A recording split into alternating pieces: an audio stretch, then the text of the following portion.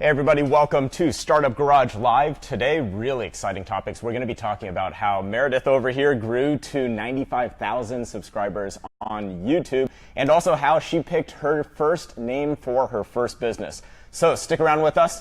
I'm Vincent. And I'm Meredith. And we are so excited to have all of you today. We're actually broadcasting live from the Google Fiber space in Nashville, Tennessee. So Meredith and I were talking, we were trying to figure out, hey, like what would be the best place to be able to broadcast from? And obviously you need a really fast internet connection to be able to broadcast live. And so we picked the best space that we possibly could in Nashville. So thank you so much, Google Fiber. We're so excited for this partnership. So we've talked a bit about why we're doing this. And so one of the things that we talked about was we really want to be able to help other people and be able to build a community of people who are all working on starting businesses and to be able to help each other and talk about how to grow. Yeah, and we want to show y'all that normal people can start businesses too. You don't have to be some crazy tech guy or someone. People like me and like Vincent have started our own businesses and are working through doing that. And so we just want to build that community and sort of foster the relationships for y'all there. And so, Meredith talked a little bit about normal people. And there's, tech startups out there like Apple, like Google, who have grown really, really big. But there's also millions of small business owners all around the world who have also started different businesses. And so we want to be able to make this about all of you, a place to be able to help each other. And so we want to be able to help connect people and to be able to build a community of founders and business owners or even influencers on Instagram.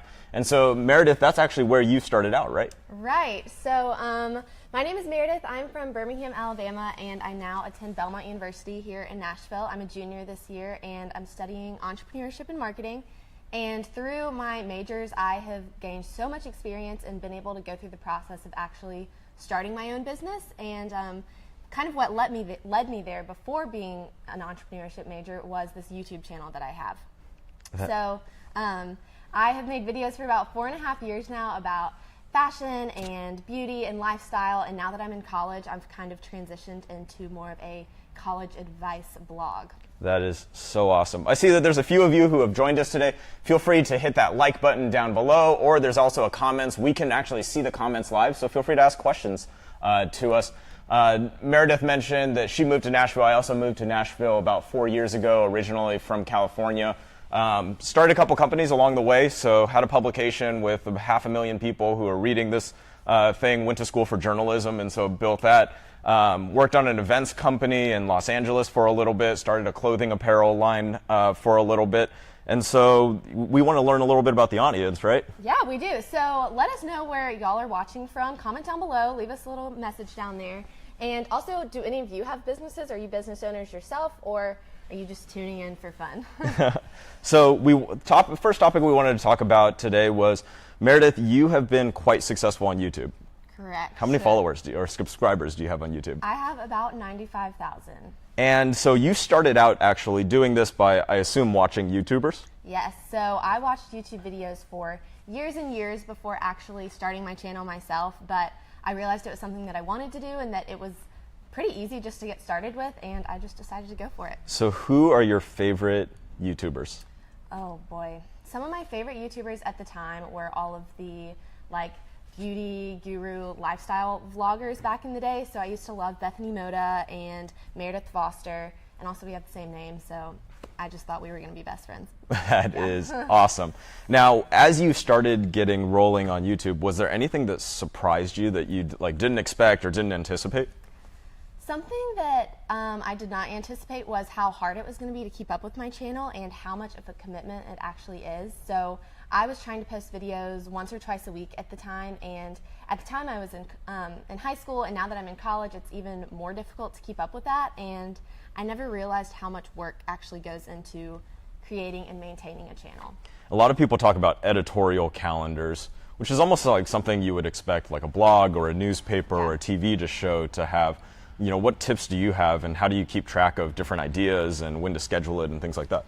So I always keep a list running on the notes section of my phone with video ideas that I have and want to film eventually. And I kind of will plan out in my calendar and just say, okay, this day I have time to film, this day I'll have time to edit, and I want to upload on this day. And I try and keep it pretty consistent with the days that I'm uploading and the times, I typically try and match those up. So question for you. Has anybody ever recognized you as you're like out and about shopping for groceries? It's happened a couple times, not too often, but it's always fun when that happens. It actually happens most often at school at Belmont, where I go to college, and that's because I have talked a lot about Belmont in my videos, and so a lot of the incoming students are like, I found out about Belmont from your videos, which I just think is so cool that the internet can connect us in that way. Yeah, that is awesome.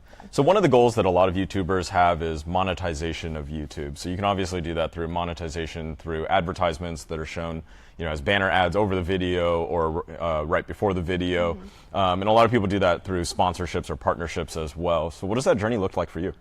So it's really exciting when you reach that point to get your first sponsorship. I can remember when I got my first sponsorship, it was probably a year or so into my YouTube journey, and I was sponsored by Proactive, which I was really excited about because celebrities endorse that stuff.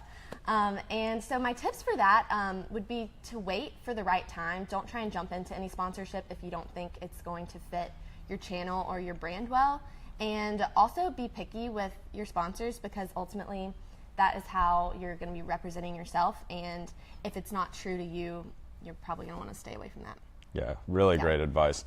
And so I saw on one of your videos recently, you're starting a business.